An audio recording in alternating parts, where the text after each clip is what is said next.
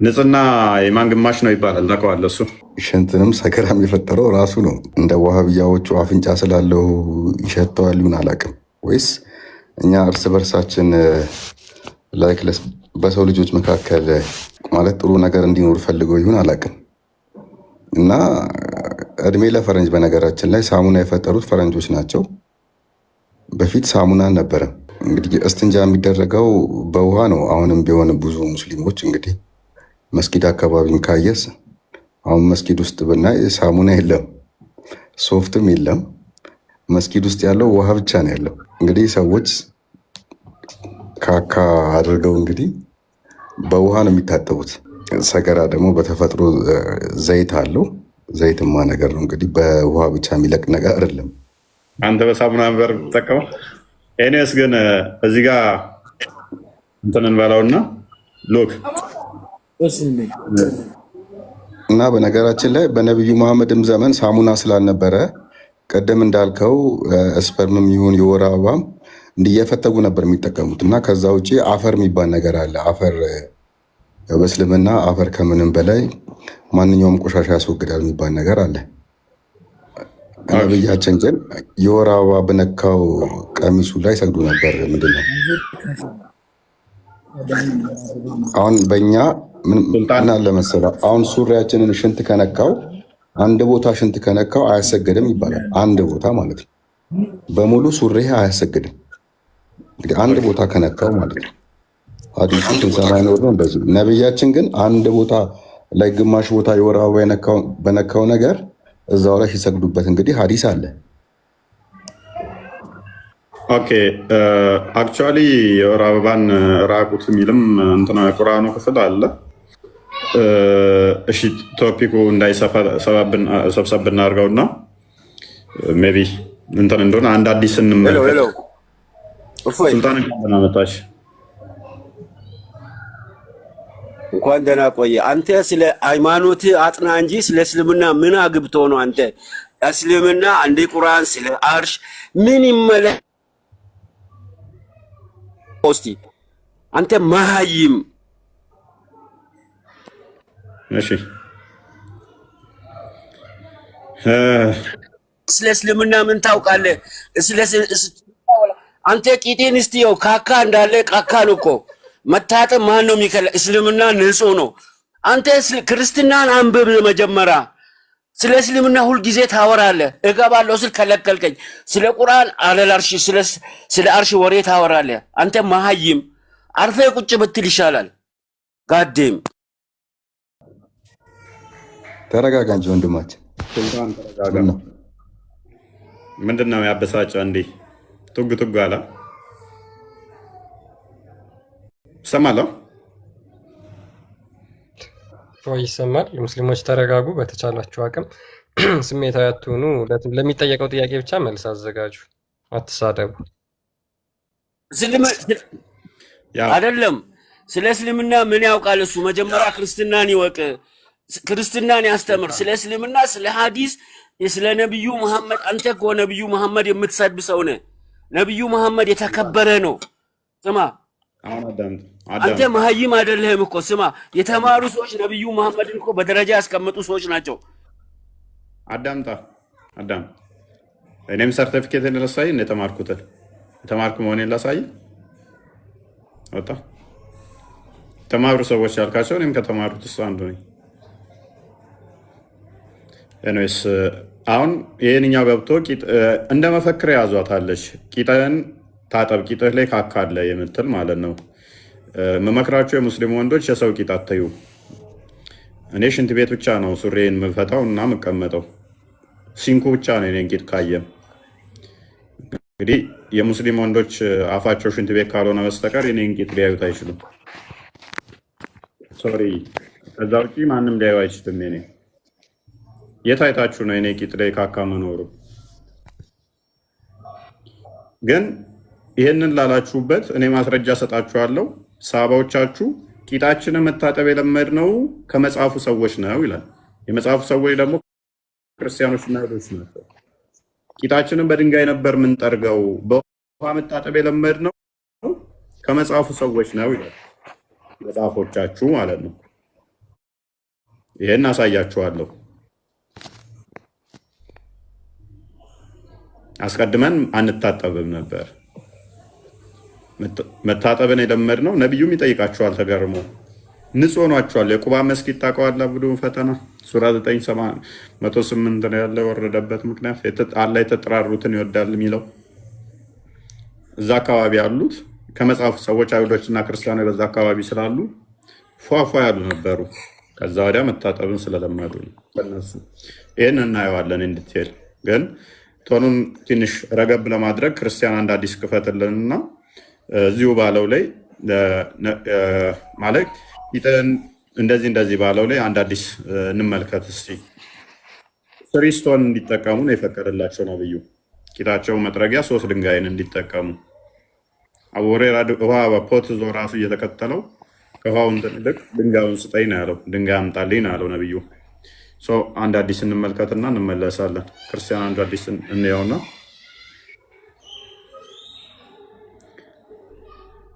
ኦኬ The prophet went out to answer the call of nature and asked me to bring 3 stones. ነብዩ ተፈጥሮ ግዴታውን ሊወጣ ወጣ። እናም 3 ድንጋይ እንዳመጣ ጠየቀኝ ይላል። አዘዘው ማለት ነው። አካባቢ እያለ እባክህ ድንጋይ 3 ፈልግልኝ አለ። I found 2 stones and searched for the third but could not find it. 2 ድንጋይ አገኘውኝ፣ ነገር ግን ብፈልግ 3ኛ ድንጋይ ላገኝለት አልቻልኩም። 4 አስቁን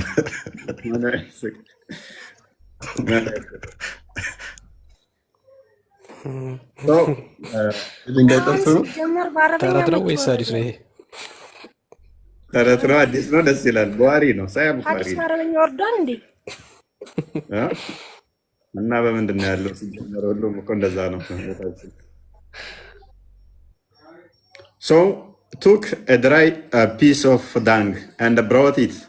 ከዛ ደረቅ ኩበት አገኘውና እሱን አመጣውለት። እሺ ከዛስ he took the 2 stones and threw away the dung and said this is holy. ያና ሚረብሻል አንድ ሜት አድርገው። ከዛ 2ቱን ድንጋዮች ተቀበለና ቂጡን መጥረጊያ ኩበቱን ወረወረውና ይሄ ቆሻሻ ነው አለኝ።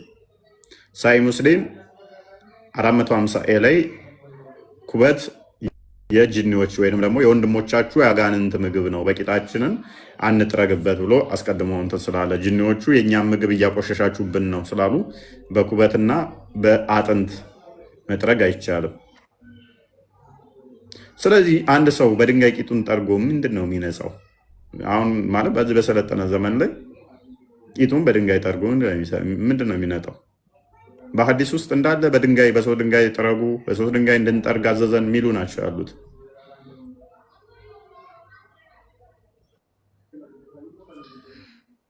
ሩቲን እሺ፣ እኔ ጥያቄ አለኝ። ጥያቄ ልቀጥል ወይስ ምንድን ነው ጥያቄሽ? ከቶፒኩ ጋር ተያዘ ነው? እኔ ልጠይቅ ነው የገባሁት። ያው ጥያቄ የሆነብኝ እንትን ስላለ ማለት ነው። ከቶፒኩ ጋር ይያዛል። ከቶፒኩ ጋር ከተያዘ ቀጥል። ሌላ ከሆነ ግን ከ5 ሰዓት በኋላ ከ1 ሰዓት በኋላ ነው። ስለማይመቸኝ ነው ያው ለመጠየቅ ነው የገባሁት። አንድ ጥያቄ ብቻ ጠይቄ ልውጣ ከተፈቀደ። ቀጥል። አብ ወልድ መንፈስ ቅዱስ የሚለው አንድ አምላክ የሚለው መጽሐፍ ቅዱስ ላይ ታሳይ ትችላለህ?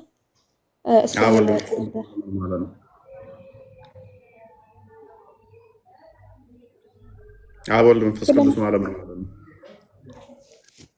አንድ አምላክ ነው ትላላችሁና እሱን እንድታስረዳኝ ነበር፣ ለመረዳት ነው የገባ። ምን ማለት እንደሆነ ታውቂዋለሽ?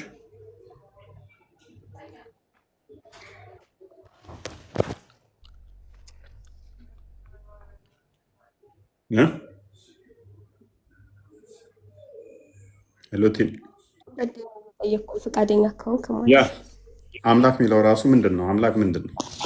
አምላክ ማለት ምንድን ነው? መተርጎም ስላለበት እሱን ታብራራልኝ ነው። እኔ ሚውት አድርጌ ላዳምጥ። ወልድ ማለት ምን ማለት ነው? መንፈስ ቅዱስ ማለት ምን ማለት ነው? አምላካችን ቃል አለው። አምላካችን የባህሪ ህይወት አለው። ስለዚህ ቃልና ህይወት አለው አምላካችን። ስለዚህ አብ ሶርስ ነው አለን እውቀት ወይንም ደግሞ ልብ ብለን እንጠራዋለን። አብን አብ አለ። አብ ደግሞ ልብ ብለን የጠራ ነው። ኦንቶሎጂካሊ በኩነት ምን አለው? ህይወት አለው ብለን እናምናለን። ህይወቱን ምን ብለን ጠራን? መንፈስ ቅዱስ ወይንም እስትንፋስ አለው ብለን ጠራ። እስትንፋሱ ምን አለው? መንፈስ ቅዱስ። ቃል አለዋል። ቃሉ ምን ብለን ጠራ ነው? ወልድ ወይንም ልጅ ብለን ጠራ ነው። ስለዚህ አምላካችን ህይወት አለው፣ መንፈስ ቅዱስ አለው። አምላካችን ቃል አለው፣ ምን አለው? ወልድ አለው። አምላካችን ሙት አይደለም፣ ወይንም ደግሞ እንደ ሙት እንደ ግዑዝ ነገር አይደለም፣ ህያው ነው። ህያውነቱን መንፈስ ቅዱስ ብለን እናምናለን። እግዚአብሔር መንፈስ ፈጠረኝ ስለሚል ኢዮብም ማለት ነው። ያ ፈጣሪ ነው ስንል አምላክ ነው እንላለን ማለት ነው። ህይወቱ የባህሪ ህይወቱ እንደኛ ህይወታችን እንደተሰጠ አይደለም፣ ፈጣሪ ነውና ምን ብለን እናምናለን? አምላክ ነው። አምላክ ማለት የሚመለክ ማለት ነው። ቃሉ ፈጣሪ ነው። የአምላክ ቃል ፈጣሪ ነው። ዮሐንስ ወንጌል ምዕራፍ 1 ላይ ቁጥር 3 እንደሚናገረው እግዚአብሔር ቃል የሚፈጥር ነውና ፈጣሪ ስለሆነ ምን አልነው? አምላክ ነው አልነው ማለት ነው። አምላክ ስለሆነ ልጅ አልነው ማለት ነው። ከሱ የተገኘ ስለሆነ ከሱ የሚወጣ ስለሆነ። ስለዚህ ይቅርታ አንዴ ላስቆምህና ለምሳሌ አሁን እኛ ቁርአን እና ሐዲስ ነው እንትን የምንለው እንደምንለው እናንተ ማለት መጽሐፍ ቅዱስ ላይ ነው አይደል? እኔ ያልኩ እንትን ማስረጃ አውጥተህ መጽሐፍ ቅዱስ ላይ ነው እንድታሳየኝ የፈለኩት ይሄንም ማለት ነው። አንድ አምላክ ነው የሚለው ሶስቱን እነዚህን ጠቅላላ አድርጎ አንድ አምላክ ነው የሚለው ማንኛው የጠየቀኝ? እኔ ራሴ ነኝ እየጠየቅኩ ያለሁት። ሉቲና አለች እንደ ጠየቀችኝ። ኩንፌ ኩነች እሷም ኤሊቲና ማይኮን ከፍታ ነበር። ጥያቄው ግን የኩንፌ ነዛሽ ሶሪ እኔስ እሺ። እና ከፍተህ እኔ አሁን የምትናገረውን ነገር ከፍተህ ከመጽሐፍ ቅዱስ ነው ለማወቅ እስከገባው ድረስ እሱን ነው ማየት የፈለኩት። እሺ አዳምጪ። እኛ አምላካችን ቁጥር አይገልጸውም። በመጀመሪያ ደረጃ እህታችን ልታውቅ የሚገባው አምላካችንን ቁጥር አይገልጸውም።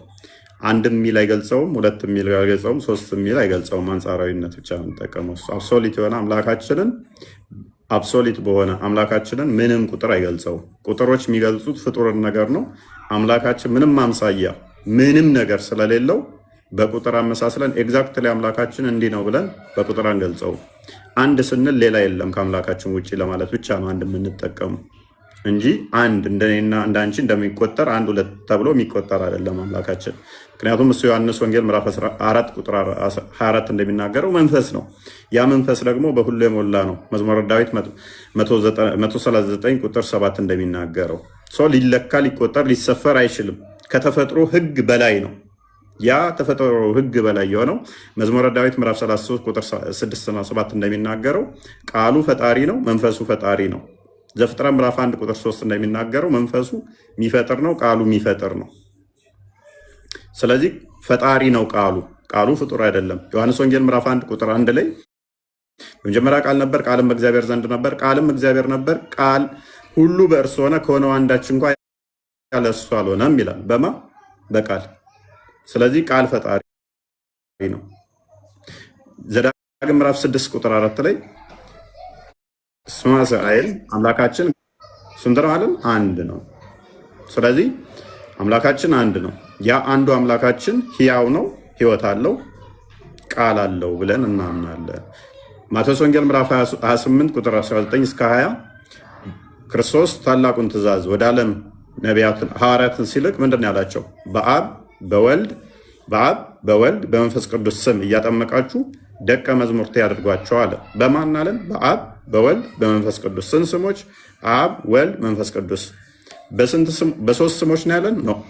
ስም አንድ ስልጣን የሚናገር ስለሆነ ማለት ነው። ስለዚህ አንድ መለኮት አለ፣ ሶስት ስሞች አሉ። ማን የሚባል? አብ፣ ወልድ፣ መንፈስ ቅዱስ የሚባል። ስለዚህ አሁንም አልተረዳኸኝም። እፎይ ኖ አልተረዳኸኝም። እኔ እያልኩ ያለው አንቺ ያለሽም የእኛን ጥያቄ ሼር በምታደርጊው ጥያቄሽን ጠይቀሻል። እንዴት መመለስ እንዳለብን ደግሞ እኛ የምናውቀው እኮ የአንድ ጥያቄ አለኝ። ቆይ እልቲ ልጨርስ። ስለዚህ እናንተ ጋር ይህንን ስንመልሰው አምላክሽ ቃል አለ የለውም? ኦኬ ቃሉና ልቡ አንድ ነው? ኦኬ ህያው ነው አይደለም? ህይወቱና ቃሉ አንድ ብለሽ ነው የምቆጥሪው? እንደዛ ከሆነ ፍጡር ነው ማለት ነው። እንደኔ ነው የሚቆጠረው። ቃሌም ህይወቴም ተደምሮ አንድ ተብዬ ነው የሚቆጠረው። ኦኬ እጅ አለው አምላክሽ፣ እግር አለው አምላክሽ፣ አይን አለው አምላክሽ፣ ጆሮ አለው አምላክሽ። አንድ ብለሽ ነው የምቆጥሪው? ቴንኪው አምሳያ የለውም የሚለው ውድቅ ይሆናል። ጆሮው፣ እጁ፣ አይኑ ተደምሮ አንድ ተብሎ ስለሚቆጠር እንደኔ አንድ ተብሎ ስለሚቆጠር አየሽ ትበያለሽ። እናንተ ጋር which is the worst scenario አሁን እኔ ልጠይቅ ነው አይደል? አንተን አሁን እኔ እንትን ለማለት ለመጠየቅ ነው የገባሁት ብያለሁ መጀመሪያ ስገባ። ግን እኔ ያልኩህ ነገር አሁንም አልተረዳኸኝም። ጥያቄ ያልኩህ ነገር ምንድነው? በደንብ ተረድተናል። እንዴት መመለስ እንዳለብን ደግሞ ይህንን ቶፒክ ስለማውቀው ስፔሻላይዝድ ያደረኩበት ስለሆነ ማለት ነው። ስለዚህ ልብ በሉ ቁጥር አምላካችን ከቁጥር በላይ ነው፣ ሊሰጠው አይችልም። እንደዛ ከሆነ በምንም ሊመሰል በምንም አምሳል ሊሰጠው ማይችል ከሆነ 1 2 3 የሚለው ቁጥር ራሱ ለሱ አምሳልና ጀስት ሊሰፍረው አይችልም። አምላካችንን በማን ትመስሉኛላችሁ በማንስ ታስተላዩኛላችሁ ይላል ትንቢተ ኢሳይያስ ምዕራፍ 40 ትንቢተ ኢሳይያስ ምዕራፍ 46 ላይ። ስለዚህ በምንም ምሳሌ ሊሰጠው ምንም አምሳል እያለ ሊሆነው አይችልም። ኦኬ ዋብዮች ይሄንን ከነ መጠየቅ አይችሉም። ሁለት እጅ ያለው፣ ሁለት እግር ያለው፣ ሁለት ጆሮ ያለው፣ ሁለት አይን ያለው፣ ፊት ያለው፣ ሁለት ባት ያለው ተገጣጥሞ ነው ተለያይቶ ነው? ስንት ነው እናንተ? አንድ ካላችሁ እነኚህ ሁሉ ተገጣጥመው ከሆነ አምሳያ የለውም የሚለው ውድቅ ይሆናል። 42:11 ላይ ሱራ ማለት ነው። አምሳያ የለውም ውድቅ ይሆናል ማለት ነው። እንደኔ የሚቆጠር አንድ ይሆናል ማለት ነው። አልተገጣጠመም ካላችሁ ደግሞ ስንት አካል አለው አለ? አታውቁትም ማለት ነው። ስለዚህ እኛ አምላካችን 3 አካል አሉት በኩነት ስናስረዳ ልብ፣ ቃል፣ እስትንፋስ ብለን እናስረዳለን። አምላካችን የባህሪ ህይወት አለው፣ ህያው ነው። ህይወቱ ምን ብለን እንጠራለን? መንፈስ ቅዱስ። አምላካችን ቃል አለው፣ ዲዳ አይደለም። ምን ብለን እናምናለን? ወልድ ብለን ወይንም ደግሞ ልጅ ብለን እንጠራዋለን። ሙስሊሞች ቃል ቁርአን ነው ብለው ያምናሉ። ያላ ቃል ቁርአን ነው ፍጡር አይደለም ብለው ያምናሉ። ኦኬ ቁርአን ፍጡር አይደለም፣ አላህ ፍጡር አይደለም። ሁለት ፍጡር ያልሆነ አለ ቱ ሚኒመም። መንፈሱስ ፍጡር ነው? ምክንያቱም መንፈሱ የባህሪ ህይወቱ አይምን አላህ ህይወቱስ ፍጡር ነው? ፍጡር ካልሆነ ኦኬ ቃሉ ነው ህይወቱ ቃሉ ካልሆነ ህይወቱና ቃሉ የተለያዩ ናቸው። ፍጡር ናቸው? ፍጡር አይደሉም። ስለዚህ እኛ የምንቆጥረው ምንድነው? እሱ ቃሉን፣ ልቡን፣ ህይወቱን ነው። ወደ ቶፒክ መልሰው ክርስቲያን ራፍና ቁጥሩን ንገረኝና ማለት ነው አጥንቼ እመጣለሁ። እሺ ቼክ አድርጊ። ትንቢተ መዝሙረ ዳዊት ምዕራፍ 33 ቁጥር 6-7 የእግዚአብሔር ቃልና መንፈሱ እንደፈጠረው ይናገራል። ማቴዎስ ወንጌል ምዕራፍ 28 ቁጥር 19-20 በአብ በወልድ መንፈስ ቅዱስ ስም ሶስቱንም ስሞች ይጠቅሳቸዋል። ዮሐንስ ወንጌል ምዕራፍ 1 ቁጥር 1-3 ቃል ራሱ አምላክ እንደሆነ እግዚአብሔር እንደሆነ ፈጣሪ እንደሆነ ሁሉ በቃል እንደተፈጠሩ ይናገራል። ጥያቄ የጠየኩት ጥያቄ ግን ገብቶሃል? በደንብ ገብቶኛል። በደንብ ገብቶኛል። ከገባህ አንድ ናቸው፣ ሶስታቸውም አንድ ናቸው የሚል ነው የማገኘው ማለት ነው። አሁን ከጠቀስክልኝ ላይ ጎበዝ አንድ ናቸው ተረዳሹ። ትክክል። ሎክ ልጨምርልሽ፣ አንድ ናቸው የሚለውን በዛው ላጽድቅልሽ። ዮሐንስ ወንጌል ምዕራፍ 10 ቁጥር 30 ላይ ዮሐንስ ወንጌል ምዕራፍ 17 ቁጥር 10 አዎ እንዳልሹ አብ ያለው ሁሉ ወልድ አለው፣ ወልድ ያለው ሁሉ አብ አለው፣ እኔና አብ አንድ ነን ብሏል። ያ ይቻላል፣ ችግር የለውም።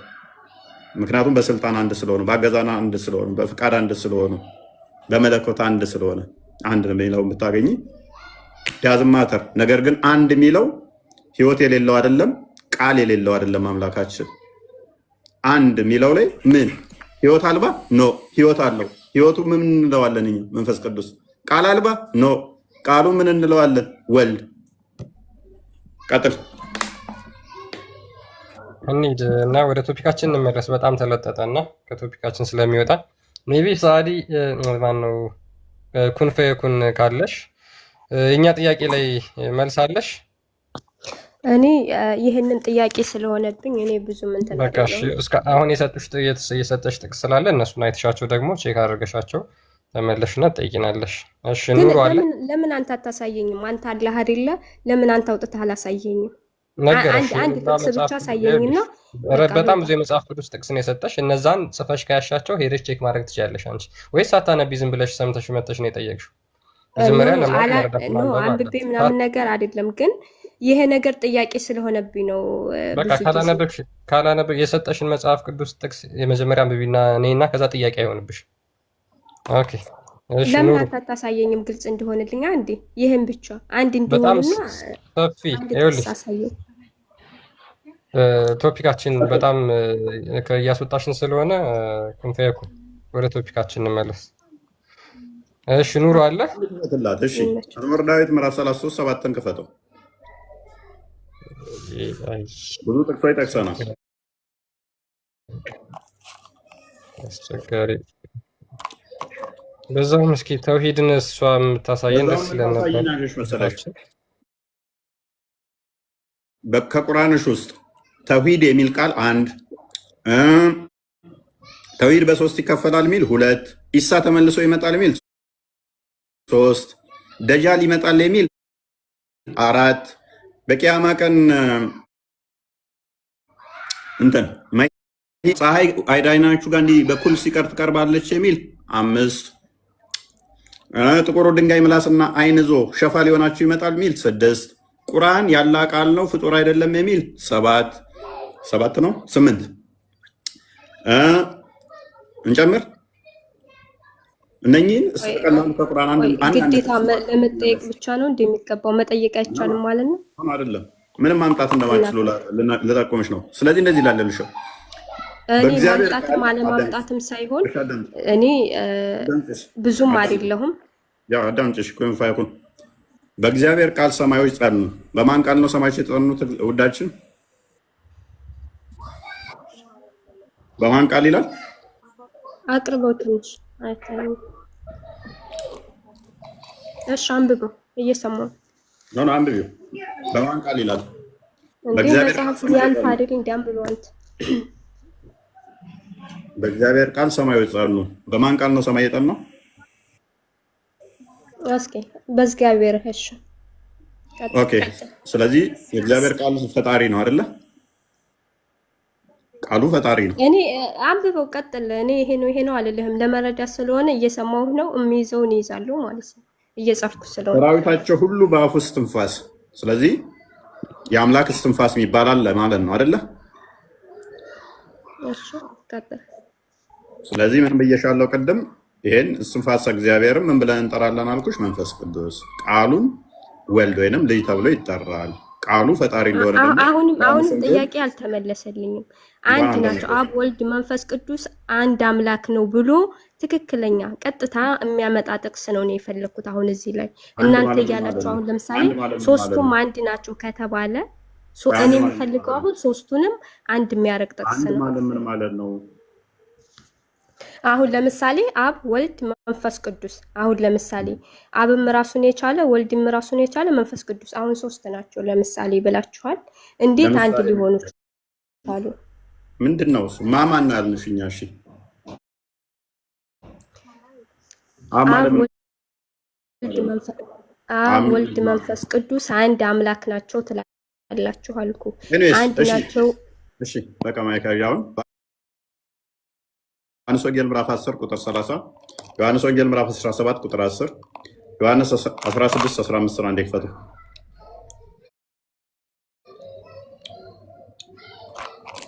በዚሁ ያላ ቃል ፍጡር አይደለም የሚል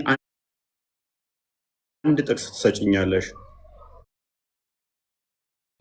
ያላ ቃል ፍጡር ከሆነ ደግሞ አላህ ዲዳ ነው ማለት ነው፣ ቃሉን ከመፍጠሩ በፊት ውጭዝ ቁርአንሽን ውድቅ ታደርጊዋለሽ ማለት ነው። ኖ ስለ እኔ አትግባ። ኖ አሁን እኔ ስለ እኔ ሳይሆን ስለ እናንተ ማወቅ። እሺ አዳምጪ በቃ። ስለዚህ ልብ በሉ። ስለ ራሷ እንትን ስትል ሾክድ ትሆናለች። እኛ አምላካችን እስትንፋሱ ፍጡር ነው ብለን አናምንም። ህይወቱ ፍጡር ነው ብለን አናምንም። ህይወቱ ፈጣሪ ነው። ለዚህ ነው ሰማይ ሰራዊቶች በአፍ ውስጥ ትንፋስ ጸኑ ተፈጠሩ ሚለን ለዛ ገና ዘፍጥረት ሲጀምር እግዚአብሔር መንፈስ በውሃ ላይ ሰፍኖ ነበር ይላል። እግዚአብሔር መንፈስ ምንድነው? ፈጣሪ ስለሆነ ኢዮብም የእግዚአብሔር መንፈስ ፈጠረኝ ይላል። ስለዚህ መንፈሱ የባህሪ ህይወቱ ተብሎም ይጠራል። እንደገና ደግሞ ቃሉ ፈጣሪ ነው። ሰማያዊ ሰራዊቶች በቃሉ ሊጸኑ የቻሉት የሚፈጠሩበት ቃሉ በቃሉ ስለሆነ ማለት ነው። በቃሉ ስለሚፈጠሩ ማለት ነው። ግን አንድ ናቸው። ህዝብ እያየን አሁንም ድጋሜ ልጠይቅህ ነው። አንድ ያረጋችሁ ዳምጪ አንድ ማለት ምን ማለት ነው ብዬሽ እኮ አታውቂውም። እኔና አብ አንድ ነን አለ። ያ አብና ወልድ ምንም ልዩነት የላቸውም። በመለኮት አንድ ናቸው። ያ ማለት በአካል አንድ ናቸው ማለት አይደለም። ዮሐንስ ወንጌል ምዕራፍ 17:10 ፍቃዳቸው አንድ ነው ወይ? ያ ፍቃዳቸው አንድ ነው። እንደዛ የሚል ግን አንቺ ታመጭልኛለሽ ወይ? አታመጭ። ስለዚህ አላህ ቃሉ ፍጡር ከሆነ ቃሉን ከመፍጠሩ በፊት ዲዳ ነበር ማለት ነው። አሁንም ሚዩት አድርጊ። ስለኔ ሃይማኖት አትበይ። ምክንያቱም ንጽጽር የሚሰራበት ቤት ነው የመጣሽው። ንጽጽርም ቢሆን መጠየቅ ካልተቻለ አዳምጪ። የኔ የሆነ ሁሉ ያንተ ነው፣ ያንተውም የኔ ነው። የአብ የሆነ ሁሉ የማን ነው? የወልድ ነው። የወልድ የሆነ ሁሉ የአብ ነው። አብ መፍጠር ይችላል። አብ ፈጣሪ ነው። ወልድም ምንድን ነው? ፈጣሪ ነው በተመሳሳይ። ስለዚህ አንድ ስልጣን፣ አንዲት ፍቃድ፣ አንዲት አገዛዝ ነው ያለቻቸው። ከመንፈስ ቅዱስ ጋር 16:15 ነው ይክፈተው።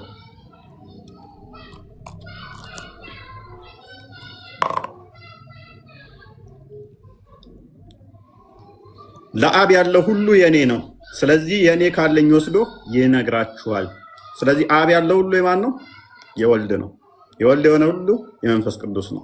ልዩነት የላቸውም። እኔና አብ አንድ ነን ስላለ ማለት ነው። ወደ ቶፒክ መልሰው። አንድ ጥያቄ በቃሽ። ረዚህ አለኛ ቶፒካችን ላይ እንመለስ። 20 ደቂቃ በላይ አንድ ጥያቄ ላይ ስቲክ ማድረግ ያን ያህል እንትን አይደለም፣ አዋጭ አይደለም። ምክንያቱም አጭር ሰዓት ነው ያለው። ከሰዓት አንጻር ደግሞ ያው የእናንተ መመለስ የምትችሉ ከሆነም በዛው ብትገቡ ጥሩ ነው። ሜቢ አለን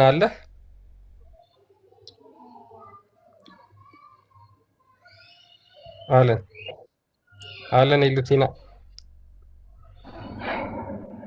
ኦኬ እንግዲህ እንደ እስልምና ምንድነው ቀደም እፎይ መግቢያ ላይ እንደተናገረው ንጽህና የኢማን ግማሽ ነው ወይም ደግሞ የእምነት ግማሽ አካል ነው ተብሎ ይታመናል። መሐመድ እንደዛ ብሎ ስለተናገረ ማለት ነው። ስለዚህ አሁን ይሄንን የኢማን ግማሽ የሆነውን ሙሐመድና ሰሃቦቹ አሟልተውት ነበር ወይ? የሙሐመድ ሚስቶችስ አሟልተውት ነበር ወይ? ሴቶቹ በዛ ሰዓት የነበሩ ይሄንን የኢማን ግማሽ የተባለውን ነገር ፈጽመው ተግብረውት ነበር ወይ ብለን እንጠይቃቸዋለን። እሺ ሰይድ አለ?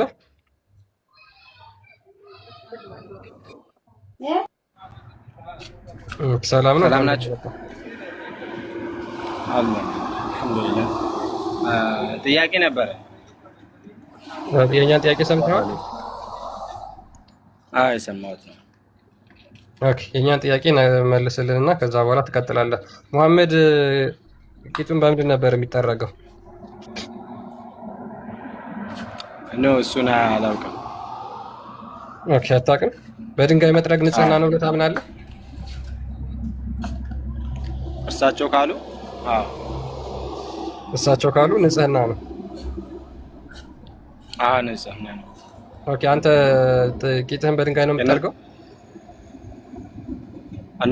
እነሱን ፈለግ መከተል እኛ ግዴታችን ነው። ኦኬ አንተ በድንጋይ ነው ቂጥህን የምትጠርገው? ሽንት ቤት ገብተህ አሁን ትልቅዬ ሆቴል ስንት ድንጋይ 3 ይዘህ ድንጋይ ገብተህ ነው የምትጠርገው? ትልቅዬ ሆቴል ስገባ ውሃ ስላለ ሶፍት ስላለ ድንጋይ ይዤ አልገባም።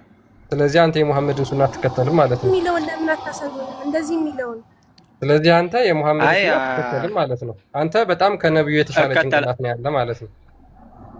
ኖ አይደለም፣ እንደዛ አይደለም። እኔ ከነብዩ የተሻለ ጭንቅላት የለኝም። እሳቸው እኮ በድንጋይ ነው የሚጠረጉት። አንተ ለምንድን ነው ውሃ የምታጠበው? በሰዓቱ ውሃ ላይኖር ይችላል ወይ መጸዳጃ የሚያደርጉበት ሌላ ነገር ላይኖር ይችላል። እሱን አላውቅም፣ ግን እርሳቸው ካሉ ትክክል ነው። ስለዚህ ትእዛዞቹን አሳያቸው። ትእዛዞቹ አሉ እንትና 3 ድንጋዮች እንድትጠቀሙ ነው የታዘዘው። ለቂጣችሁ 3 ድንጋዮች፣ ለአፍንጫችሁ ደግሞ ውሃ እንድትጠቀሙ ታዟል።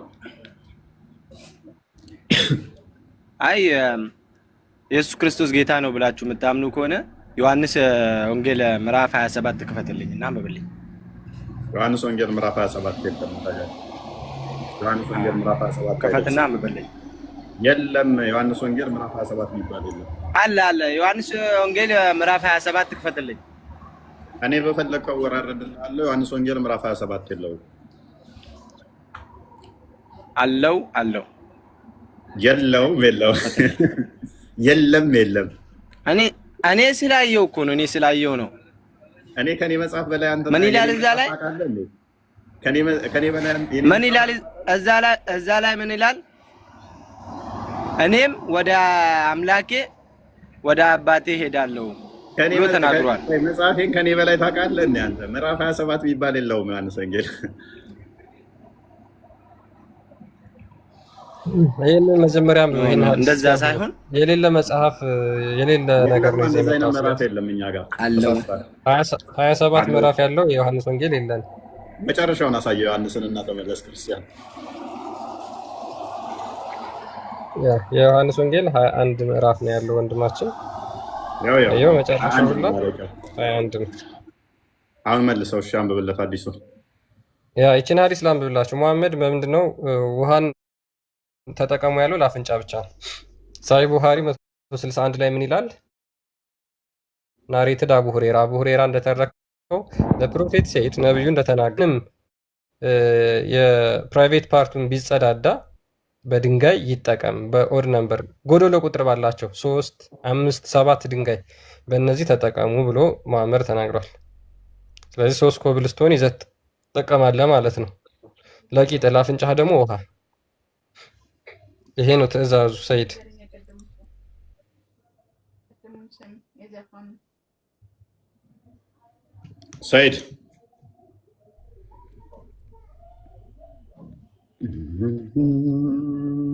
የሚመልስ የለም እዚህ ላይ።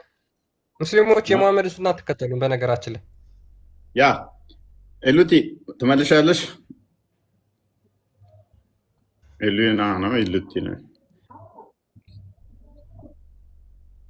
ቁርአን ሐዲስ እንዴት በዚህ በእንግሊዘኛ ወርዷል? እንዴ አልወረደም እኮ ወርዷል። እኛ ወርዷል ሳይሆን በሁሉም በእንግሊዘኛ ተተርጉሟል። አረብኛ ነው እንግሊዘኛም አለ። ያ አለ ተተርጉሟል። አማርኛ የለም ጭራሽ። እህታችን አማርኛማ ከተረጎሙ ሰው ሁሉ ከእስልምና ይወጣል። ስለዚህ ስለፈሩ አልተረጎሙትም። አላ እሺ፣ ፎይ ጥያቄ ያለኝ እኔ ደግሞ። እስኪ መልሽ። በውሃ ነው በድንጋይ ነው የምትጠቀሚው አንቺ ኢሉቲና? ግን ለሴቶች እንዴት ነው? ሴቶች ይሄንኛውን ተዋቸው፣ ለእነሱ ሊከብዳቸው ይችላል። ወንዶቹን ይመለከታል። ሞሮፍ ወንዶችን እንጠይቃለን። ይሄን ድንጋይ ለወንዶቹ እናድርገው። ኤኒዌይስ ሴት ልጅ ሀይድ ላይ ሆና ልብሷን ነክቶት ከዛ ልብሷን በምራቋ ትያለች ነው የምታጠረው ወይንስ ማጠብ ነው ያለባት? እሱ እንዳለው ነው። ከሚያቅሰው ጋር እሱን ታወራለህ። አሁን እኔ ጥያቄ ልጠይቅ ነው የገባሁት። የኔን ጥያቄ መልስና እሱን ደግሞ ወይ አጥንቼ መጥቼ ወይ ለሚመለከተው አስተላልፋለሁ። ያንተን ጥያቄ አሁን መልስልኝ። እሺ፣ ይሄ እኮ ቀላል ነው። ለሴቶች የሚመለከት ስለሆነ እኮ ነው። አሁን ሴቶች ሀይድ ላይ ሲሆን ፔሬድ ላይ ሲሆኑ ልብሳቸው ላይ ለቀውት ከዛ በኋላ ብለው በምራቃቸው እንደዚህ እንትን ቢሉት መታጠብ ይባላል። ይሄ ንጽህና ስለሌለ በቦታው ነው እንጂ እንደዛ አይደለም። ውሃ ከሌለ በቦታው ያለው አማራጭ በምራቁ ትፍ ብሎ ማላቀቅ ነው እንጂ ውሃ ካለ ግዴታ ነው መታጠብ። እንዴ እናንተ ሽንት ቤት ስትገቡ ወንዶች እስቲንጃ ታደርጋላችሁ ወይስ በእንትን ነው የምትጠቀሙ? በድንጋይ በእንጨት ምናምን? ሁሌም ቢሆንስ እንደዚህ የሚደረገው ብዙ በቃ እንደዚህ ቢሆንስ መቼም በቃ ሲነካው እንደዚህ ቢያደርጉ አጋጣሚ ሳይሆን ሁሌም እንደዛ አይደለም። ምናልባት ተሰደው በበረሃ ምናምን ነገር እንደሱ ከሆነ ነው እንጂ ተሰደው አይደለም። ተሰደው ሳይሆን ኖርማሊ ሁሌም እንደዛ የሚል የለም በታሪክ ለምሸውየው አንዴ ሊሆን አይችልም። 358 አንዴ ክፈለው። አቡ ዳውድ 358 ኦኬ። አንብበው። ሲጀመር ቁርአን እንግሊዘኛ አልወረደም፣ በአረበኛ ነው የወረደው። በአረበኛ ይሄ እንግሊዘኛ የእናንተ ፌክ ነው። በቃ ሁሌ የሆነ ትንሽ እንከን ፈጥረህ ግርግር መፍጠር ስለምችል ነው እንጂ ይሄ ነው ታሪክ ነይ ላላ ቁርአን ላይ ያለ እኮ ፈለን ተጂ አሷይ ቁርአንን ማታቀም ጭራሽ ቁርአን ላይ ስለመታጠብ ጭራሽ አንድ የለም፣ አንድ ጥቅስ የለም በቁርአን ውስጥ። ልብስ ስለማጠብ እንትን ስለማድረግ ገስል አንድ እንትን ሁለት ቦታ አለ። አንድ ህግ ነው እሱ፣ እጅና ፊት ውዱ ስለማድረግ ነው። ልብስ ስለማጠብ የለም፣ ሽታውም የለም። እኛ ስለ ልብስ ነው ያወራነው። ክፍሉን አንብበዋል። ያ አቡ ዳውድ 358 ላይ ይህንን ሌላ ጊዜ እንወያይበታለን። አሁን ይሄ ጥያቄ ይነበብ አንዴ። አይሻ ሲሄድ አይሻ እንደተናገረችው ያው አይሻ የትም አልተሰደደችም እንደሚታወቀው። አንዴ ኢሉቲና ፕሊስ። አይሻ እንደተናገረችው each of us the wives of the prophet had only one clothes which she would menstruate የወር አበባ የምናይበት እኛ የነብዩ ሚስቶች ሁላችንም አንድ ልብስ ብቻ ነበር የነበረን አለች። እየተዋዋሱ ነው እንደ ፔሬዳቸው የሚያዩበት ፓንት ነገር ትሆናለች። በእናትህ ወደ 15 ሚስቶች ያሉት በአንዴ እንኳን ፔሬድ ሲያዩ አንድ ነች፣ አንድ ልብስ ነች ያለቻቸው ፔሬድ የሚያዩባት። ቀጥል። ያ whenever it was smeared with blood ልብሱ በደም ይዋሳሉ ይላል። አሁን እሺ እዚህ ጋር ይዋሳሉ ይላል። የብልት መላጫቸውን እንደሚባሉት እናሳየሻለን። ቆይ whenever it was smeared with blood በደም ተንጠባጥቦ ሲነካው she would moisten it with her saliva ከዛ በኋላ በምራቋ ታርሰዋለች። and scratch it with saliva ከዛ በኋላ በምራቋ ትፈቀፍቀዋለች። መቼ? whenever በማንኛውም ሰዓት ሲነካባቸው ማለት ነው። ቱ ብለሽ አሁን አንቺ ልብስ የነካብሽን ትፈቀፍቂዋለሽ ይሉትና አሁን ለምሳሌ ኡሙል ሙእሚን ነው የምትባለው አይሻ አይደለ? አይሻ በወር አበባ ጊዜ እንደዛ ነበር ንጽህናዋን የምትጠብቀው። ኡሙል ሙእሚን የሙስሊሞች ትልቋ ናት። ውሃ ከሌለ ነው ሁሌ ማለት አይደለም። እንደዛ የሚባል ነገር የለም። ውሃ ላይኖር ይችላል። ቦታ እንደዛም አይ ኦኔቨር ማለት ነው። ሲጀመር እንዴት ነው የሆነ እንከን ለማውጣት ስለ ንጽህና ምናምን ነው እንጂ ሙስሊም እናንተ ኦርቶዶክሶች ስትሳደቡ ራሱ እኮ ሙስሊም ቂጣጣቢ ነው እንደዚህ ነው የምትሉት። እኛን እናስተማርናችሁ አንደኛ። ሁለተኛ ነገር ደግሞ አሁን አንድ ጥያቄ ልጠይቅህና ልወጣ። ገብርኤል ቤተክርስቲያን ሄዳችሁ አንዴ እኛን እናስተማርናችሁ አልሽ። ነብይሽ ዋሻል፣ ሳቦችሽ ዋሻሉ። እሱም ጨረሽ። ኦኬ ሙፈሲሮችሽስ ውሸታም ናቸው? እና ኢብን ከሲር እንደዚህ አይዋሹም። ጋበዝ እነሱ አይዋሹ ከሆነ ከአንቺና ከነሱ ማን ናቸው ታማኝ? ከአንቺና ከነሱ ማን ነው ታማኝ? እነሱ ምንም ጥያቄ የለውም። ስለዚህ እነሱ መጽሐፎቻቸው ይከፈትልሽ። እኛም ቂጣችንን መታጠብ የለመድነው ከመጽሐፍ ሰዎች ነው። ስማኛ በእንግሊዘኛ ቁርአን አልወረደም፣ አረብኛውም አልወረደም በእንግሊዘኛ። ይሄ የእናንተ ፌክ ነው። በቃ አረብኛውም አለልሽ፣ ሁለቱም አለልሽ። ስለዚህ እነሱ ታማኝ ናቸው፣ አይዋሹም ብላለች። ቂጣችንን በድንጋይ ነው እንጂ የምንጠርገው አንታጠብም ነበር፣ እነሱን አይተን ነው መታጠብ የጀመርነው ብለዋል። ክፈትላ ክርስቲያን መፈልጉ ሱራ 9 ምንም አያስፈልግም። በእንግሊዘኛ ቁርአን አልወረደም ሲጀመር። ይሄ ሱራ 908ን ተፍሲሮችን ያቸው ማብራሪዎቻቸውን ያቸው። በጣም ብዙ ማብራሪያ በነገራችን ላይ ዘኪህ ይላል እዚህ ጋር በሳሂህ ዘገባ እንደተዘገበው ይላል the prophet came to them at the mosque of Quba. ሙሐመድ ወደ ቁባ መስጊድ መጣ ይላል። and said, God exalted has praised handsomely the way you purify yourself in the story about your mosque. So what is your ከዛ በኋላ እዛ አዳምጪ ቆይ አረብኛ ከፈለግሽ እንከፍትልሻለን አረብኛውም አለ ቸኩይ ኧረ አለ ችግር የለውም ሐዲስም እንከፍትልሻለን ብዙ ተፍሲር እንከፍትልሻለን ጠይቅህ እኮ ነው የገባሁት ከሚያውቅ ጋር ለምን አታወራም አዳምጪ ከስር እኮ ከ2000 ሰው በላይ አለ መማር ይፈልጋል የጠቀስነው ነገር ውሸት ነው እውነት ነው መረጃ ማየት ይፈልጋል ያ ምን ከዛ መሐመድ ምን አላቸው በቁባ መስጊድ ውስጥ የነበሩትን ሰዎች እናንተ ንጽህናችሁን በጣም አሪፍ ነው አላህ ይወድላችኋል አላቸው so what is your purification ድንጋይ ነበር and follow with water so to which the prophet said that is the way for proper purification አላቸው እነሱ የሚጠቀሙት በምንድን ነበር በድንጋይ ነበር የሚጠቀሙት ከዛ በኋላ አይሁዶችን ሲያዩ ግን ውሃ መጠቀም ጀመሩ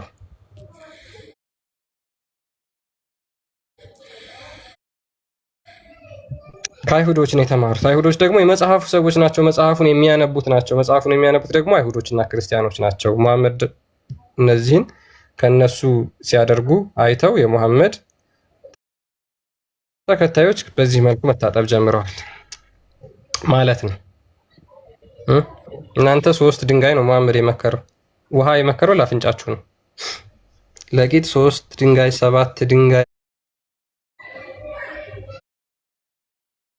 እሺ ገብርኤል ቤተክርስቲያን ሄዳችሁ እግዚአብሔርን ነው የምትለምኑት ወይስ ገብርኤልን ነው የምትለምኑት እግዚአብሔርን እንለምነዋለን ገብርኤልም እንደኛ አብረው እግዚአብሔርን ለምንልን እኮ አይ ገብርኤል ቤተክርስቲያን በቃ ሄዳችሁ ገብርኤል ሆይ ይሄን ነገር አሳካልኝ ብላችሁ ነው የምትጸልዩት ወይስ እግዚአብሔር ሆይ አሳካልን እግዚአብሔር አሳካልን እና የገብርኤል ቤተክርስቲያን መሄዱ ጥቅሙ ምንድን አስፈለገሽ ኦኬ አሊ መስጊድ ሄደሽ ታውቂያለሽ ወይስ አንዋር መስጊድ ሄደሽ ታውቂያለሽ አዎ አውቃለሁ ግን የትም ቦታ ቢሆን አላህ ተብሎ ነው እንጂ መስጊድ ስለተከፋፈል ኖርማል አሊ መስጊድ ለምን ነው የምትሄጂው እንዴ ያላህ መስጊድ የሚባል ነገር የለማ አላህ መስጊድ የለውም እኔ እስከማቅ ድረስ መስጊዶች ሁሉ አላህ ናቸው የሚል ነበር እኮ ያላህ ነው ግን ስሙ ልዩነት እኮ ተመሳሳይ ነው እኛ ጋር የትም ብሰግድ ኖርማል ነው በቃ አላህ ይሰማሃል ቤትህም ብሰግድ እናንተ ግን ገብርኤል ሂዳችሁ እግዚአብሔር አድርግልኝ ኪዳነ ምሕረት ሂዳችሁ ኪዳነ ምሕረት አድርግልኝ እንደምትሉ ነው የማውቀው ነኝ አይ እንደዛም ብንል ምን አለ መሰለሽ እነሱ ተላኪ ናቸው መቃረቢያ ናቸው እናንተ ጋርም አለ ሱራ 5:35 ነው ባልሳሳት መቃረቢያን ፈልጉ ይላል አይደለ አማላጅ ማለት ነው ስለዚህ ምን እናምናለን መሰለሽ እህታችን እነሱ ኢሳይያስ ላይ እንደተነገረላቸው በቤቴና በቅጥሬ ውስጥ ማይጠፋ ስም ሰጣቸዋለሁ ተብለዋል ቅዱሳኖች ማለት ነው ስለዚህ ማይጠፋ ስም እንደሚሰጣቸው ከተነገረ ገብርኤል ማርያም ምናምን የሚባል ቤተክርስቲያን ስታይ ማይጠፋ ስም ተሰጣቸው ማለት ነው ቤተክርስቲያን ተሰየመ በእነሱ ማለት ነው መላእክቶች ገብርኤል ሚካኤል ኡራኤል እንደዚህ የመላእክቶችን ስም ስታይ ኤል ሚላላቸው አይደለ ስለዚህ የአምላክን ስም ነው የተሸከሙት እነሱ ራሱ የሚጠቁሙሽ እነሱ ራሱ ወደ ማን ነው ወደ አምላክ የሚጠቁሙ ናቸው የአምላክን ስም የተሸከሙ ናቸው ስለዚህ ወደ አምላክ የሚጠቁሙ ናቸው እነሱ ራሱ ስለዚህ እነሱ ለኛ መዝሙረ ዳዊት ምዕራፍ 33 ላይ እንደሚናገረው ስለኛ ሚላለ መጽሐፍ ቅዱስ ላይ ምን የአምላክን ስም እንደተሸከሙ የአምላክን ስም ተሸክመዋል ለምን እግዚአብሔር ሆይ እንደዛ አድርገለን ብላችሁ ለምን አትለምኑም ለምን ኪዳነ ምሕረት ሂዳችሁ ኪዳነ ምሕረት እንደዚህ አድርገለን ትላላችሁ እኮ ነገርኩሽ እኮ እነሱ ስለኛ የሚራዱ የሚጠብቁን ናቸው የሚራዱ የሚጠብቁን ስለሆኑ ከኛ ጋር የሚለምኑ የሚላመኑ ናቸው ማንኛውም መላእክትም ሆኑ ሰዎችም ቅዱሳኖቹም ከሞቱ በኋላ ቅዱሳኖቹ በስጋ ቢለዩንም ይጠፋሉ ብለን አናምንም። ሎክ ስጋና ነፍሳቸው ብትለይም አንቺ ሉቲ ሉና አይደን ነው ስምሽ እየመጣልኝ አይደለም። ስጋና ነፍስሽ አለች አይደል? ሰው ስትባይ ስጋና ነፍስሽ ነች አይደለ? ሰው ሲባል ስጋና ነፍስሽ ነው። አሁን አንቺን ስንፍና በጣም ይዞሻል፣ እኔን ጭምር ማለት ነው። ስንፍናችን የመጣው ግን ከምንድን ነው? ይሄ ስጋችን የተገደበ ነው። የመብላት ያምረዋል፣ ሀብታም መሆን ያምረዋል፣ መማር ያምረዋል፣ እዚጋ መስረቅ ያምረዋል፣ እዚጋ መዋሸት ያምረዋል። ይሄ ስጋችን ነው እነኛ ሁሉ የሚናፍቀው ወጥሮ ነፍሳችንን ይዞታል። ልክ ስጋና ነፍስሽ ስትለይ ነፍስሽ ከፍ ትላለች። ስለዚህ በዛ እውቀቷ ራዕይ ምዕራፍ 6 ላይ ነው ከቁጥር 9 እስከ 11 ታውቃለች፣ ትጸልያለች። አንዴ ክፈተው ሜቢ ክርስቲያን ይጸልያሉ ወለ ቅዱሳኖቹ ምድር ላሉት እኛ ስንገደል አደጋ ሲደርስብን ያውቃሉ፣ ፊል ያደርጋሉ። ዕብራውያን ምዕራፍ 12 ላይ ባልሳሳት እንደ ደመና የከበቡን ቅዱሳን አሉ ይላል። እንደ ደመና ከበውን ነው ከኛ ጋር ኮሚኒኬት ያደርጋሉ፣ ህብረት ያደርጋሉ። በእናንተ ሜቢ ታውቂዋለሽ ብዬ አስባለሁ። ነቢያቶች እንኳን ሞተው መቃብራቸው ውስጥ እንኳን አይበሰብስም ጸሎት ያደርጋሉ መቃብር ውስጥ ተብለው የሚታመነው ወለ ኮቴሽን ሁሉ ይሰማሉ። በእናንተም ሙሐመድ ሰላም ስትዩ ሰላም ባልሽው ቁጥር ነፍሱ እየተመለሰች ሰላምታሽን ይመልሳል ነው የሚለው። የእኛ ደግሞ ምን እናምናለን? ቅዱሳኖቹ ያውቃሉ። ስጋቸው ወደ መቃብር ቢወርድም ነፍሳቸው ግን ታውቃለች። ስለዚህ ማስታወስ ነው። ለምኑልን ለኛ ነው። ከራሳቸው ምንም ማድረግ አይችሉም። እነሱ በራሳቸው አይደለም የሚያደርጉ ከእግዚአብሔር ተለየ። እግዚአብሔር ግን እንሰጧቸዋል እንዲለምኑ፣ እንዲያማልዱ ፍቃድ ሰጥቷቸዋል። ምልጃን ማለት ነው። ስለዚህ ለምኑልን፣ በራሳቸው አድርጉልን አይደለም። ከእግዚአብሔር ግን እንዲያቃርቡን እንዲራዱን እንጠይቃቸዋለን። እነኚህ የታረዱ በሰማይ ያሉ እንደዚህ ይላሉ፣ አምስተኛውንም ማኅተም በፈታ ጊዜ ስለ እግዚአብሔር ቃልና ስለጠበቁት ምስክርነት የታረዱትን የሰዎችን ነፍስ ከመሰዊያው በታች አየሁ ይላል። በመንፈስ ሆኖ ሲጽፍ ዮሐንስ ምን አየ? ስለ እግዚአብሔር ብለው እነኛ ምስክር የሆኑ ስለ እግዚአብሔር ብለው የተሰዉት የታረዱትን ነፍሳቸውን አየው። ስጋቸው ብትለይም ነፍሳቸውን አያቸው። ምን አሉ? በታላቅ ድምፅ እየጮሁ ቅዱስና እውነተኛ ጌታ ሆይ። ኦኬ ተቋርጬ ነበር እንዴ? ያ ነበር። አሁን ተመልሳል። ምኑ ጋር እንደተቋረጥኩም አላውቅም። በቃ ይህንን አንብበህ ቀጥል። ቁጥር 10 ኦኬ። በታላቅ ድምፅም እየጮሁ ቅዱስና እውነተኛ ጌታ እስከ መቼ ድረስ አትፈርድም? ደማችንንስ በምድር በሚኖሩት ላይ እስከ አለው ትሰማለህ ወይ? ይቀጥል። ያ ማለት ጥሩ ነው።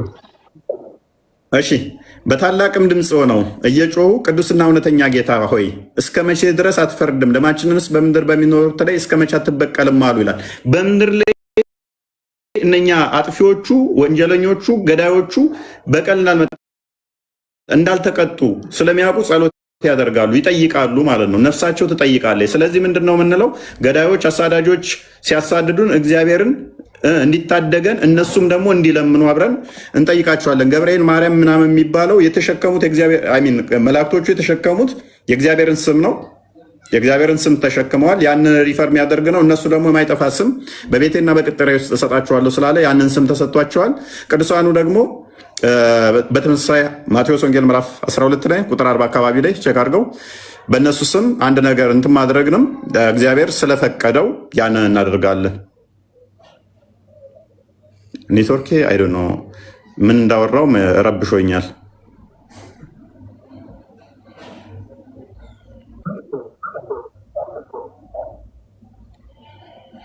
ኦኬ እሺ ቀጥሉ። ቆይ እሱ የሚስተካከል በደንብ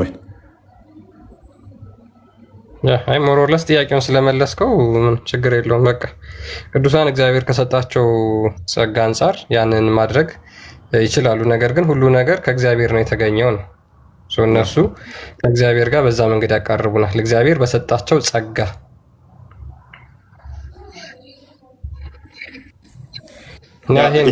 በዚህ በተመሳሳይ ይሄ እስልምናው ላይም አለ። ሱናናና ሳይ 29:19 ላይ ጥቁሩ ድንጋይ ለምሳሌ ኃጢአታችሁን ይቅር ይላል ነው ወላ የሚለው። ጥቁሩን ድንጋይ ሄዶ መሳም 7 ጊዜም እሱም መዞር ኃጢአታችሁን ይቅር ያስብላል ነው የሚለው። ይሄ ብቻ ሳይሆን በቂያማ ቀን ደግሞ ሸፋ ይሆናችኋል ለሁሉም ሰው ማን በእውነትና በታማኝነት ክፈተው አንዴ እንደነካችሁ ሊመሰክር ይመጣል ይላል። ስለዚህ እኛም ቅዱሳኖቹ እንደው መላእክቶቹ ከጥቁር ድንጋይ ያንሳሉ ብለን አናምንም። አንድ ጥቁር ድንጋይ አሁን ብቻ በቢሊየን ሰው አለ አይደል እንደነካው አውቆ ማን በእውነትና በልብ በታማኝነት እንደነካው ሊናገር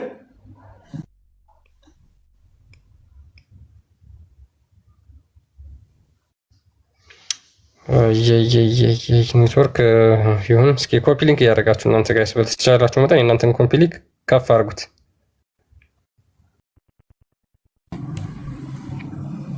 ቀጥል ክርስቲያን። ተቋርጫለሁ መሰለኝ። ያ ተቋርጠ ነበረ። ሱናን አነሳኢ 2919 ላይ ምን ይላል? ማን ሲሄድ አብደላ ኡበይ እንደተረከው አንድ ሰው እንደዚህ አለ። ኦ አብዱራህማን ዋይ ዱ አይ ሁለት ጠርዞች ስትነካ ማይህ ለምንድን ነው አለው። ሂ ሴድ አይ ሄርድ ዘ ሜሴንጀር ኦፍ አላህ ሴይ የአላህ መልእክተኛ እንደዚህ ሲሉ ሰምቻለሁ። ተችንግ ዘም ኢሬሲን እነዚህን መንካት ኃጢአት ይቅር ይላል።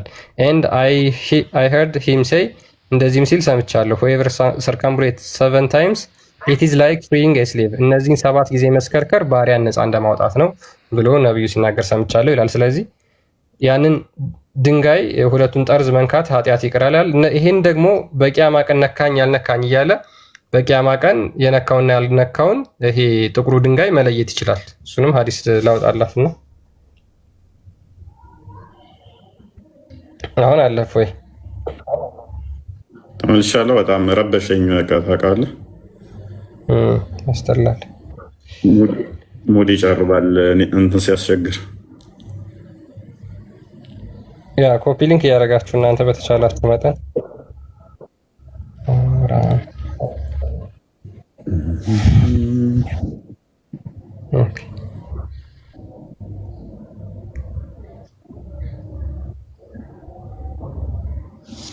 ኦኬ ይህን ሐዲስ አንድ ጊዜ እዩት። ስለዚህ አርዲ ሰላም ብለናል። እንኳን አደረሰ፣ እንኳን አብሮ አደረሰን።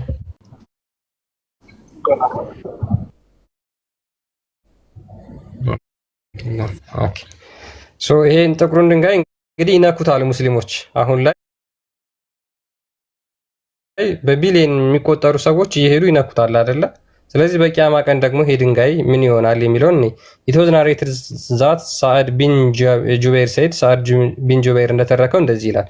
አይ ሄርድ ኢብን አባስ ሴይ ኢብን አባስ እንደዚህ ሲል ሰምቻለሁ። ዘ ሜሴንጀር ኦፍ አላህ ሴድ የአላህ መልእክተኛ የተናገሩትን ዲስ ስቶን ዊል ቢ ብሮት ኦን ዘ ዴይ ኦፍ ሪዘሬክሽን ይህ ድንጋይ በቂያማ ቀን ይመጣል። ኤንድ ኢት ዊል ቢ ጊቨን ቱ አይስ ዊች ቱ ሲ ሁለት አይኖች የሚያዩበት ይሰጠዋል። ኤ ታንግ ዊች ቱ ስፒክ የሚናገርበት ምላስ ይሰጠዋል። ኤንድ ኢት ዊል ቢር ዊትነስ ፎር ዶዝ ሁ ተችድ ኢን ኢት ሲንሰርሊ ስለዚህ ይህንን በትህትና የነካው ሰው ላይ ይመሰክርበታል ብሎ ይናገራል። ስለዚህ ድንጋዩ በቂያማ ቀን ይመሰክራል። የብዙ ቢሊዮኖች የነኩትን ማለት ነው። ኢማጂን ድንጋዩ 1400 ዓመት ሆኖታል። 1400 ዓመት ሙሉ እንኳን ስንት ቢሊዮን ህዝብ ነክቶታል። የእያንዳንዳቸውን በቂያማ ቀን ይመሰክራልኛ። ስለዚህ ቅዱሳን ሰዎች ያንን ማድረግ እንዴት አይችሉም? አንድ ድንጋይ እንደዛ ማድረግ ይችላል የሚለው እኛ ይሆናል ማለት ነው። ስለዚህ እኛን ከኛ አንጻር መልሰናል። ሜቢ ቶፒኩ ላይ አሁን እንመለስና ምናልባት ከንጽህና አንጻር መልስ በመለስ ይችላል። በቃ መለስልሽ እኮ መለሰልኝ። እሱን ሌላ ጊዜ አንብቤ መጥቼ እነግራለሁ። አሁንም የእናንተ ጋር ጥያቄ ለምሳሌ እናንተ ወይ በቃ ኢሉቲና ይበቃል። አሁን ቢያንስ ተራ በተራ እንኳን እናርገው እንኳን ይባላል። እናንተም ጠይቁን እኛም እንጠይቃችሁ እንኳን ይባላል እኮ። ቶፒክ እያስቀየራችሁ ወደ ንጽህናውን ኢሉቲና የምታውቂ ከሆነ ኢማን ንጽህና የኢማን ግማሽ አካል ነው ተብሎ ይታመናል በእናንተ። ስለዚህ የገባሁት እኮ እናንተን ለመጠየቅ ነው እንጂ እኔ ለመጠየቅ አይደለም። ስለዚህ እናንተ እዚህ ለመጠየቅ ነው የከፈታችሁት፣ እናንተ መልሱልኝ። ከ5 ሰዓት ተኩል በኋላ ትጠይቂያለሽ። በቃ ከ5 ተኩል በኋላ ትጠይቃላችሁ። ስለዚህ ኢማን የማን ነው ጽዳት ወይም ደግሞ ንጽህና የኢማን ግማሽ ነው ብላችሁ የምታምኑ ከሆነ ስለሱ ማወቅ መቻል አለባችሁ ማለት ነው። ስለሱ ማወቅ መቻል አለባችሁ። ሰሃቦቹ በምንድን ነበር የሚጸዳዱት? ንጽህናቸውስ ምን ያክል ነበር? መሐመድ በምንድን ነበር የሚጸዳዳው? ንጽህና ውስጥ ምን ያክል ነበር? እንዲሁም ሴቶቹ እንዴት ነበር የሚጸዳዱት? የእነሱስ ንጽህና? ምክንያቱም ምርጡ ጀነሬሽን ብሎ መሐመድ የተናገረው በሱ ጊዜ የነበሩትን ስለሆነ ማለት ነው። ስለዚህ በሱ ጊዜ የነበሩት ምርጥ ጀነሬሽን እነሱ ከነበሩ ደግሞ ጥያቄ ልጠይቅህ። እናንተ አሁን እዚህ ቦታ ላይ ትመልሻለሽ እኛን ጥያቄ ይሉት ነው። ይሄ ሁልጊዜ ስለምትከሱ ማለት ነው። እናንተ ክርስቲያኖች ብላችሁ የምትከሱበት ስለሆነ ይሄን ነገር እናንተ ጋር እንዳለ ስለማታውቁ እናንተ የምትከሱት የሐሰት ክስ ነው። እናንተ ጋር ግን በቁርአን ላይ ተጽፎ የሚገኙ ነው። አንቺ አሁን በሶስት ድንጋይ ትጠቀሚያለሽ ይሉት ነው አይደለም? እኔ ውሃ ነው የምጠቀመው። ግን በቃ አንቺ አሁን የመሐመድ ሱና ተከታይ ማለት ነው። እሱን ስማኝ እሺ። አሁን አንድ ጥያቄ ልጠይቅህ። የመሐመድ ሱና ተከታይ መሐመድ ደግሞ እያንዳንዷን የኔ ሱና ያልተከተለ 7 ዓመት መሐመድም ብሏል። እያንዳንዷን የኔን ሱና ያልተከተለ ከኔ ሊሆን አይገባውም ብሏል ተናግሯል።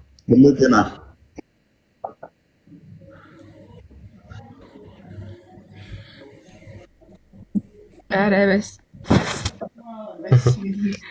እሺ አሁን እናንተ አንድ ጊዜ ብቻ ልጠይቅና ልውጣ። እውነት ሁለተኛ አልጠይቃችሁም። አንድ ጊዜ ልጠይቃችሁ። ሐዋርያ ክርስቶስ በደንብ እንትን ማለት አልችልም አጠቃቀሙን። እሱ ጋር ከሄዳችሁ ቦታውን ከረገጣችሁ እዛ የመነኑ ሐዋርያት ክርስቶስ ይቅርታ አላ ንግግሩ አይባልም። እንደዛ የሚባል የለም። ሐዋርያት ክርስቶስ የሚባል የለም በፍጹም። ሐዋርያት ራሱ የክርስቶስ ተላኪ ናቸው፣ እሱ የላካቸው ናቸው። እሱ ቦታ ከረገጣችሁ፣ እሱን ቦታ ሄዳችሁ የሆነ ፍሬ ነገር አለ፣ እሱን ከበላችሁ 7 ውልዳችሁ ይማራል ብላችሁ ታምናላችሁ። ሐዋርያው ክርስቶስ አላውቀውም፣ ንግግሩ ይከብደኛል። እንደዛ አይባልም። ሜቢ አሁንም እያረምኩሽ ነው። ሐዋርያ ማለት የተላከ ለክርስቶስ የተላከ ነው። መልሰሽ አንቺ እኮ ክርስቶስን ለክርስቶስ የተላከ እያልሽ ነው። እሺ ይሄንን ስሙስ እንጀራል ሜቢ ከገዳማት ጋር እንደዚህ ቦታ ላይ እንደዚህ የረገጣችሁ በረከት እንዲህ ታገኛላችሁ ምናምን የሚል ከሆነ ምንድነው እሱ? ለምሳሌ አንድ ሰው የሆነ ቦታ ላይ በእምነቱ ጠንካራ ከሆነ ተተባረከ፣ እግዚአብሔር በሀብትም በጤናም በብዙ ነገር ይባርከዋል አይደለ? ሰው በሀብትም በጤናም ሲባርከው ያ በረከቱ ለልጆቹም ይተርፋል። በረከቱ ለልጆቹም ይተርፋል። ልጆቹም አማኝ ከሆኑ በዛ ውስጥ የሚቀጥሉ ከሆነ በረከትን ያገኛሉ ማለት ነው። በረከቱ ወደ 7 ትውልድ ወደ ቤተሰቡ ያልፋል። 7 ምንድን ነው እሱ? 7 ሲባል አንደኛው ትውልድ፣ ሁለተኛ፣ ሶስተኛ፣ አራተኛ የልጅ ልጅ ምናምን እያለ የሚቀጥል ሳይሆን 7 ቁጥር ፍጽምነትን የምታሳየነች። እንደኛ በእስራኤሎች በተለይም 7 ፍጽምናን የምታሳየ ነው። ወደ ፍጽምነት ይደርሳል፣ ፍጹማን ይሆናሉ ለማለት የገባ ነው። አጽንኦት ለመስጠት ምንድነው የሚባለው? ግነት ምንድነው የሚባለው አማርኛ? እሱን ለመጠቆም ነው። እና 7 ቁጥር ብዙ ጊዜ ፐርፌክሽን ነች፣ ፐርፌክት መሆንን የሚያሳየ ነው። ስለዚህ አባትየው ከተባረከ በረከቱ ለልጁም ይተርፋል ማለት ነው።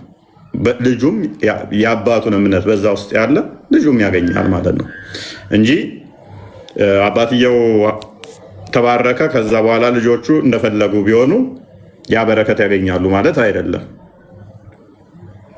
ግን በተመሳሳይ ይህንኑ ወደ እናንተ ጋር ብንመልሰው ደግሞ መሐመድ ምን ብሏል? መዲና ላይ መጥቶ የረገጠ መዲና ላይ የሞተ እኔ አማልደዋለሁ ገነት ይገባል ብሏል። ስለዚህ ገነት መግባት የሚፈልግ ሄዶ መዲና መሞት ነው የሚጠበቅበት።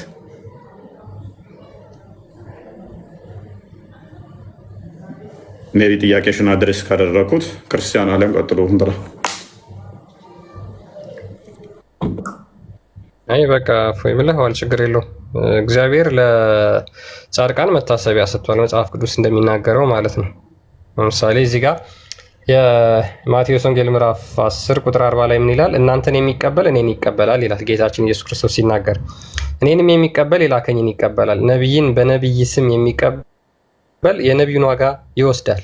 ጻድቅን በጻድቅ ስም ለሚቀበል የጻድቁን ዋጋ ይወስዳል። ማንም ከነዚህ ከታናናሾቹ ለአንዱ ቀዝቃዛ ጽዋ ውሃ ብቻ በደቀ መዝሙር ስም የሚያጠጣ እውነት እላችኋለሁ ዋጋው አይጠፋበትም ይላል። ስለዚህ እነዚህ ቅዱሳን ሰዎች በክርስቶስ ኢየሱስ ስም ተጋድሎ አድርገው በረከትን ያገኙ ጸጋን ያገኙ ናቸው። ስለዚህ እግዚአብሔር ደግሞ ለነዛ መታሰቢያ ይሰጣል። የእነሱንም ፈለግ ደግሞ ተከትሎ እስከ ልጅ ልጃቸው በዛ ጽድቅና ቅድስና እንዲኖሩ ያደርጋል ማለት ነው። ይህን መጽሐፍ ቅዱስ ላይም ትምህርቱ ስላለ ማለት ነው። ኢሉቲና ግን የኛን ጥያቄ እንዳትመልሽም በጣም ነው የሚገርመው። በጣም መሐመድ ብልታችሁን በድንጋይ ነው ታጠቡ ያለው። ኦኬ ወይ አርዲ ቀጥል። እሱ ውሃ በለበት ነው እንጂ ውሃ ባለበት ላይ ተጠቀሙ አላለም። እናንተ ያመጣችሁት በቃ ዝም ብላችሁ በራሳችሁ የምትፈጥሩት ነገር ነው እንጂ እንደዚህ አልተባለም። የለም እንደዚህ የሚል በቃ ኦኬ። አናግራት ክርስቲያን፣ ርዕሱ ላይ ፎከስ አድርጉ። ጥያቄ እኮ በኋላ መጠየቅ ይቻላል ብላቸው ነበረ እና እንትኑ እንዳይሉ ብዬ ልቀጥል።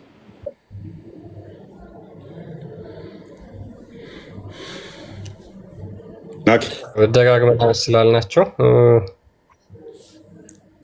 ግን የኛን አሁን እኮ መጠየቃቸው ኖርማል ነው፣ ችግር የለውም።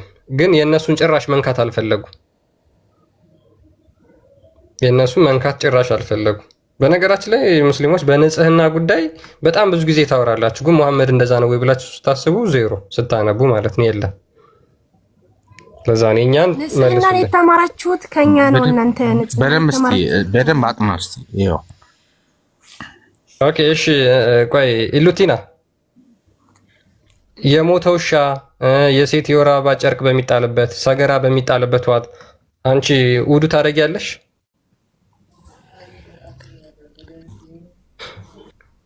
ያመጣችሁት ነው በቃ እናንተ ፌክ ነው የምታወሩት። በቃ እናንተ የለም እኮ እንደዚህ የሚባል ነገር የለም። በቃ እንደዚህ የሚል የለም። በቃ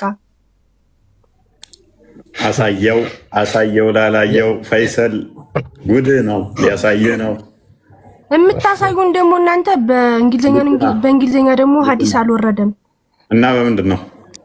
አይ ኖ በእንግሊዝኛ ቢሆንም ዋናው ነገር ትርጉሙን እኛ እናውቀዋለን። ስለዚህ ችግር የለውም። እሱ በእንግሊዝኛም ሆነ በምንም በግዕዝም ሆነ እናውቀዋለን። ችግር የለውም። ኦልራይት ክርስቲያን ሱናን አቢ ዳውድ 67ን ከፍቶላችኋል፣ አንብቦ። እሺ እንግዲህ ብትመልሱ ጥሩ ነበር፣ ግን ላንብብላችሁ። እሺ ናሬትድ አቡ ሳዕድ አልኩድሪ የሙሐመድ ሰሃባ ማለት ነው እንደተረከው እንደዚህ ይላል። አይ ሄር ዘ ፕሮፌት አስክድ ፕሮፌት አላህ ሰዎች የአላህ መልክተኛን ጠየቁት። ዋተር ኢዝ ብሮት ፍሮም ዩ ፍሮም ዘ ዌል ኦፍ ቡዳ ከቡዳ ከሚባል ጎሬ ውሃ አመጡ። ኢት ኢዝ ኤ ዌል ኢን ዊች ዴድ ዶግስ ቡዳ የሚለው አይገልጸውም እዚህ ጋር ማያደው። ሰላም አለይኩም አፎን እሱ ግን አሁን ላቆላምጥልህ ትራንስሌት ታደርገው እንጂ ላቆላምጥልህ ምን ሐሳብ ላይ እስኪ አተኩሩ በእናታችሁ። ሐሳብ ኮንሴፕት። አይ ቡዳ የሚለው ጎሬው ውሃ ስም እኮ ነው፣ የጎሬው ስም እኮ ነው።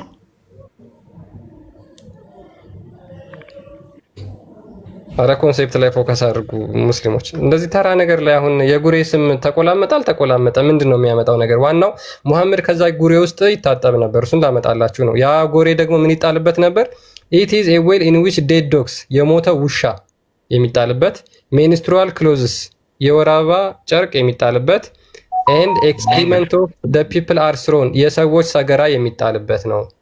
ስለዚህ በዚህ ውዱ ማድረግ እንችላለን ወይ ብለው ጠየቁት። ዘ ሜሴንጀር ኦፍ አላህ ሪፕላይድ የአላህ መልእክተኛም እንደዚህ አለ፣ ቬሪሊ ዋተር ኢዝ ፒውር ኤንድ ናት ዲፋይልድ ባይ ኤኒቲንግ ውሃ ንጹህ ነው በምንም አይቆሽሽም ብሎ መለሰላቸው። በዚህ ጉሬ ማለት ነው። ሶ ይሄ ጉሬ ምን ይጣልበታል? የሞተ ውሻ፣ የወር አበባ ጨርቅ እንዲሁም የሰዎች ሰገራ የሚጣልበት ጉድጓድ ነው። ኦኬ ነብዩ በዚህ ውሃ ታጥቧል እንየው።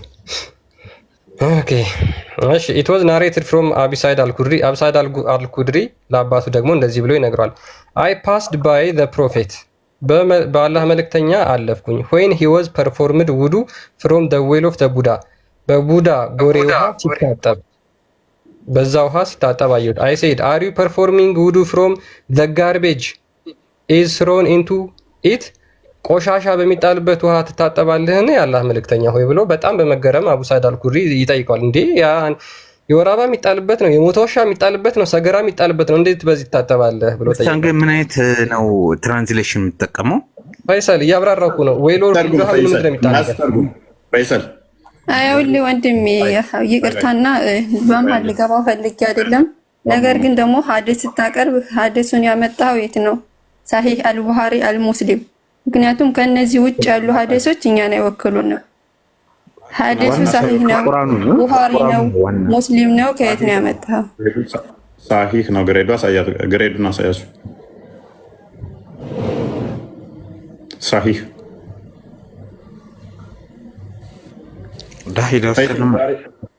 ፈይሰል እየረበሽክ ነው። ምንድነው ትርጉሙ? ስህተት አለው? እሺ ራስ ተርጉም ፈይሰል።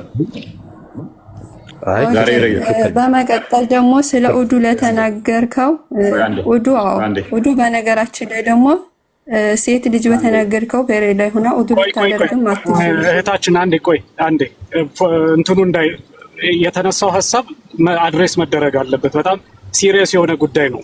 አሁን እዚህ ውስጥ ያላችሁ ሙስሊሞች እንዳላችሁ ይሄንን ነገር ስትሰሙ ውሸት ነው ፌክ ነው እናንተ ይዛችሁ መታችሁ ነው ምናምን ትላላችሁ። አያችሁ አይደለ? እናንተ እምነታችሁን ጠንቅቃችሁ ስለማታውቁ ነው። ውስጡን ሄዳችሁ ገብታችሁ ብታነቡት ስለ እውነት ነው የምንላችሁ። እኛ እኮ እናንተ ይሄንን እኮ እየደበቅናችሁ ማስረጃውን ሳናሳይ ሰው ይሄውላችሁ ማስረጃው ሂዱና ጠይቁ። እኛን ማታምኑ ከሆነ ሂዱና ጠይቁ። ኦኬ ይሄንን እያየን ይሄንን እሱን እኮ ነው የምንላችሁ። ይሄው እኛ ውሸት ከመሰላችሁ ሂጂና ይሄንን ጠይቀሽ ይሄው አይደለም ተብሏል ብለሽ መልስ ይዘሽ ነይና እኛን ውሸታም አድርጊን። እኛ ግን ሞኞች አይደለንም። እዚህ 2000 3000 ሰው ባለበት የውሸት ማስረጃ አምጥተን አናሳያችሁም። ይሄ ኦተንቲክ በጣም ጥርት ያለ የእስላማዊ ማስረጃ ከሚባለው ውስጥ ነው ከፍተን የምናሳያችሁ። እውነት ነው፣ ሀቅ ነው። ይሄንን ነው የተቀመጠው። እኛ እስልምናን ገልጠን ስለምናነብ ነው እስልምናን እውነተኛ አድርገን ማንወስደው። ገልጣችሁ ብታነቡት እስልምናን በራሳችሁ በእውነት ነው ብላችሁ ገብታችሁ ብታነቡ በምንም አይነት ትክክል ነው ብላችሁ ልትወስዷችሁም። እንዴት ይሄንን ሰው አሁን መሐመድ ለምሳሌ እንደዚህ አይነት ቆሻሻ ውሃ ውስጥ ይታጠባል እየተባለ እንዴት ስለ ንጽህና ልታወሩ ትችላላችሁ? እንዴት መሐመድ ትክክለኛ ሰው ነው ብላችሁ ልታስቡ ትችላላችሁ? የማይታሰብ እኮ ነው። የሞተ ውሻ የሚጣልበት ውስጥ ሰገራ የሚጣልበት ውሃ ውስጥ የሚታጠብ ሰው እንዴት